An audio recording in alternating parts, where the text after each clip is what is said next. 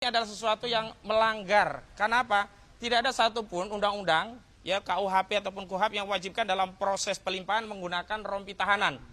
Dan sekarang KPK, Komisi Pemberantasan Korupsi, setelah adanya KUHAP yang baru pun sekarang tidak pernah memamerkan tersangka, bahkan tersangka korupsi ya, dengan baju tahanan. Kenapa? Karena ini sama saja melanggar asas presumption of innocence, asas praduga tidak bersalah. Oke ya, udah? Sudah? Baik, bismillahirrahmanirrahim. Assalamualaikum warahmatullahi wabarakatuh. Waalaikumsalam.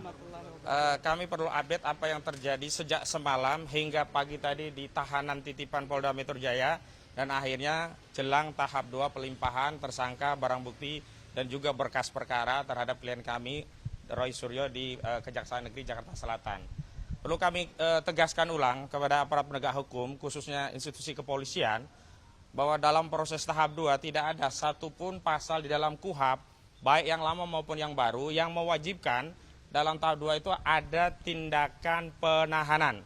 Sekali lagi, tindakan penahanan hanya bisa dilakukan jika ada unsur subjektif maupun objektif dari penyidik, yakni berupa adanya alasan kekhawatiran melarikan diri, kekhawatiran menghilangkan barang bukti, atau kekhawatiran melakukan tindak pidana lagi. Dan urusan-urusan yang subjektif ini telah dikonfirmasi oleh penyidik tidak ada. Dengan dibuktikan apa? Sejak awal, status tersangka baik Roy Suryo maupun Fauzia Tiasuma itu tidak pernah ditahan. Itu mengkonfirmasi bahwa memang tidak ada kekhawatiran atas keduanya untuk melarikan diri, menghilangkan barang bukti atau melakukan tindak pidana yang dituduhkan. Yang kedua, karena memang tidak ada status penahanan, maka dalam tahap 2 itu bukan dalam proses untuk memindahkan status tahanan dari Polda menuju ke Kejaksaan. Karena itu tadi kami sempat protes dan Pak Komjen Pol Purnawiran Ogroseno telah menjelaskan aturan KUHAP terkait konteks pelimpahan yang tidak ada kewenangan untuk melakukan penahanan, sehingga berita acara pengalihan penahanan dari Polda menuju ke Kejaksaan tadi tidak ditandatangani, ditolak dan memang tidak relevan. Karena itu kami tadi sempat terjadi perdebatan tentang hal itu dan kami tegaskan klien kami hari ini tidak dalam status ditahan. Status tersangka iya, tetapi dalam konteks untuk pelimpahan P21 yang di dalam KUHAP tidak ada satupun norma yang mengatur kewajiban atau bahkan kewenangan bagi seorang penyidik untuk melakukan penahanan.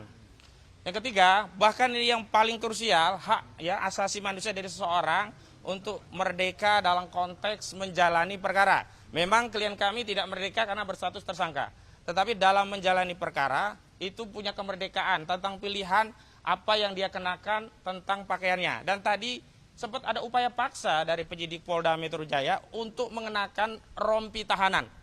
Jadi ini adalah sesuatu yang melanggar. Kenapa? Tidak ada satupun undang-undang, ya KUHP ataupun KUHAP yang wajibkan dalam proses pelimpahan menggunakan rompi tahanan. Dan sekarang KPK, Komisi Pemberantasan Korupsi, setelah adanya KUHAP yang baru pun sekarang tidak pernah memamerkan tersangka, bahkan tersangka korupsi ya, dengan baju tahanan. Kenapa? Karena ini sama saja melanggar asas presumption of innocence, asas praduga tidak bersalah. Klien kami hari ini hanya terduga dan belum ada satu putusan pengadilan yang berkekuatan hukum tetap, dan bahkan jangankan yang berkekuatan hukum tetap, pengadilan tingkat pertama pun belum ada. Jadi tidak ada status penjahat terhadap klien kami. Yang ada status penjahat itu adalah Sylvester Matutina. Karena Sylvester Matutina yang sudah inkrah, yang semestinya oleh Kejaksaan Negeri Jakarta Selatan ini dieksekusi, itulah yang harusnya dilakukan upaya paksa. Dan tadi sempat terjadi perdebatan karena polisi menganggap bahwa mengenakan rompi tahanan itu adalah bagian dari SOP kepolisian. Saya tegaskan, tidak boleh ada SOP yang melanggar undang-undang. Kalau tetap ya mereka ingin mentaati SOP, ya berarti itu adalah SOP dalam pengertian yang lain. Yakni apa? Solo oligarki parcok. Itu yang kemudian saya kutip dari Pak Ogroseno, kalau begitu memaksakan diri dengan melakukan penyematan rompi tahanan yang pada dasar KUHAP-nya tidak ada dasarnya, berarti ini adalah kehendak dari Solo oligarki dan parcok. Dan saya sedih sekali, sangat sedih dan prihatin kalau aparat penegak hukum kita sekelas Polda Metro Jaya justru tunduk pada Solo oligarki dan parcok. Karena itu kami berkeyakinan institusi kejaksaan tidaklah seperti institusi kepolisian. Di tengah dahaga masyarakat akan keadilan di Republik ini, di tengah maraknya kezaliman, represi dan kriminalisasi yang terjadi kepada anak bangsa, kami berharap pihak kejaksaan tidak mengambil langkah seperti yang dilakukan oleh institusi kepolisian. Apa itu? Karena ini agendanya adalah tahap 2. Tahap 2 itu agendanya pelimpahan barang bukti, berkas perkara, dan tersangka. Ya sudah itu saja. Jangan ditambahi dengan menitipkan pesan dari SOP lagi, Solo Oligarki dan Parcok, dengan memaksakan untuk menahan klien kami. Dan dalam proses penegakan hukum tidak ada satu pasal yang mewajibkan seorang tersangka itu untuk ditahan. Dan dalam perseden pertarungan antara Haris Azhar dan Fathia Maulidiyanti dengan Luhut Binsar Panjaitan, yang genus deliknya juga sama, fitnah dan pencemaran, itu tidak ada penahanan dan akhirnya dimenangkan oleh Haris Azhar dan Fathia Maulidiyanti. Karena itu Pak Jokowi, saya ingatkan Pak Jokowi, Anda bersikap gentle seperti Pak Luhut. Tidak perlu di belakang meja Anda menekan-nekan agar klien kami ditahan. Kenapa? Karena kalau sampai ditahan berarti sudah ada satu kekalahan telak pada kubu Joko Widodo. Yakni apa? Saudara Joko Widodo tidak memiliki sikap negarawan, tidak bisa dijadikan sebagai bapak bangsa, tidak bisa dijadikan panutan, apalagi kalau dia akan dijadikan teladan untuk keliling Indonesia dalam rangka memasarkan Partai Solidaritas Indonesia. Lalu apa yang mau kita harapkan dari sebuah partai jika teladannya justru tidak punya sikap negarawan, tidak bisa menjadi bapak bangsa yang ngemong seluruh anak bangsa meskipun punya pandangan berbeda. Jadi saya harapkan sebagai seorang yang bersikap negarawan itu menganggap semua anak bangsa itu anaknya. Kalaupun ada yang nakal tetap saja itu anak kita, bukan musuh kita. Tapi hari ini saudara Joko Widodo telah mengumumkan bahwa yang berbeda dengannya dianggap musuh, bahwa yang berbeda dengannya itu harus dikriminalisasi, dipersekusi, bahkan hari ini direpresi dengan status tahanan. Sehingga dengan segala pertimbangan tersebut, maka kami berharap ada kebijakan dari institusi Kejaksaan Negeri tidak melakukan tindakan penahanan terlepas bahwa tahapan pelimpahan ini bisa dilakukan dengan sebagaimana mestinya. Dan yang terakhir saya kira penting bagi kita semua, justru substansi masalahnya kan ijazah. Kita juga berkehendak agar masalah ini segera terungkap di ruang publik. Tapi kita tidak ingin merepetisi kasus Bambang Tri dan Gus Nur, di mana represi kekuasaan itu menghilangkan objektivitas dan kebenaran. Keadilan itu serasa seperti barang langka yang meskipun bisa kita beli harus dengan harga yang sangat mahal. Dan kalau bicara tentang harga, tentulah kita orang biasa, orang kecil ini tidak akan mampu membayar harga keadilan jika berlawanan dengan orang yang pernah berkuasa selama 2 periode, 10 tahun. Nah itu tinggal kami ketuk nurani rakyat untuk membersamai klien kami. Dan kami tadi juga sudah mengedarkan, sudah ada 50 dukungan berupa jaminan dalam rangka jaga-jaga ya, penangguhan penahanan. Dan mohon nanti yang lainnya kalau ada yang bisa memberikan jaminan ikut terlibat. Sekali lagi rencana penangguhan kami baru opsional. Karena kami juga akan menunggu sikap dari Kejaksaan Negeri. Tentu kami berharap permohonan itu tidak perlu kami sampaikan dengan kebijakan dari Kejaksaan Negeri tidak melakukan penahanan terhadap klien kami. Saya kira itu dari saya, mungkin Bu Nora atau yang lainnya mau menambahkan. Silakan. Oke, Cukup. Atau saya tambahkan. Silakan. Oke, teman-teman sekalian. Jadi perkara ini mulai dari cukup panjang ya, bukan cukup panjang, sangat panjang. Ini baru masuk ke tahap kedua setelah laporan tanggal 30 September 2025. Ada 4 laporan yang diproses di dalam perkara ini. Hari ini tanggal 22 Juni 2026 setelah 14 bulan ini baru dilimpahkan ke kejaksaan. Jadi terima kasih atas perhatian semuanya. Yang mudah-mudahan kita mendapatkan keadilan yang sebenar-benarnya. Demikian dari saya. Terima kasih. Ya, silakan Bang Jack. Tadi Mas Roy sama Ibu Dr. Tifa sudah di dalam, sudah melakukan pelimpahan tahap kedua. Dari pengacaranya diwakili 4 orang, yaitu Bang Refli Harun, Gofur Sangaji, dan Al-Katiri, serta Ramdan Shah di berempat. Jadi itu informasi. Ya itu informasinya, rekan-rekan kami ada dalam 4 orang untuk menampilkan dan akan melakukan pergantian untuk melakukan pendampingan. Hanya itu. Terima kasih. Ya, ada pertanyaan mungkin? Apa pertanyaan? Jadi banyak yang bilang kalau ini propaganda Pilpres propaganda Pilpres 2029. Untuk propaganda Pilpres 2029 yang Jokowi atau Oh, kalau dari kami tidak ada yang berafiliasi dengan partai politik dan bahkan klien kami tidak ada yang bersatu sebagai anggota partai politik atau setidaknya nyalek dari partai politik atau setidaknya mereka hari ini menjadi kader partai politik. Justru Saudara Joko Widodo hari ini adalah orang yang akan dinobatkan sebagai Ketua Dewan Pembina dan sebentar lagi akan dikenakan atau mengenakan jaket PSI. Jadi kalau ada yang menuduh kami propaganda politik, justru kami berbalik. Motif politik apa dari kami? Justru kalau ini politiknya dari Joko Widodo ingin tetap agar namanya menjadi pusat perhatian media sampai 2009 untuk dikaitkan dengan elektabilitas PSI, mungkin saja itu terjadi, tetapi tidak pada kubu kami yang selama ini memang fokus untuk membela rakyat, untuk mengungkap masalah ijazah palsu ini, sehingga tidak ada lagi legacy yang hitam kelam yang kita wariskan kepada anak bangsa generasi selanjutnya, sehingga kita sebagai orang tua nanti bisa memberi jawaban kepada anak cucu kita apa yang terjadi pada peristiwa kita dan perjuangan apa yang sudah kita lakukan untuk membersihkan legacy berbangsa kita.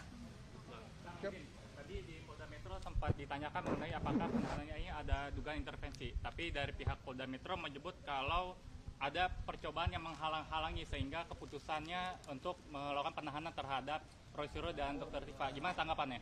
Sekali lagi justru intervensi itu terbukti dengan adanya tuntutan untuk menangkap dan menahan klien kami dengan ancaman penghasutan, ancaman perlawanan kepada penguasa umum yang harusnya ditindak secara hukum. Yakni apa? Tuntutan dari kubu Jokowi untuk segera menangkap dan menahan klien kami, sebab kalau tidak maka mereka akan menduduki kantor Kejati DKI Jakarta, bahkan membakar. Jadi kalau bicara intervensi justru mereka yang melakukan intervensi. Bagi kami bukan intervensi, kami memperjuangkan agar orang yang punya hak atas kemerdekaan tetap merdeka. Karena sampai saat ini apa dasarnya melakukan penahanan terhadap kasus ijazah palsu, sementara ijazah itu belum pernah dibuktikan ada.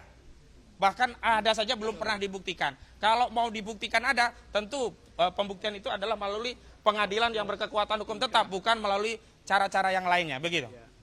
Ada lagi?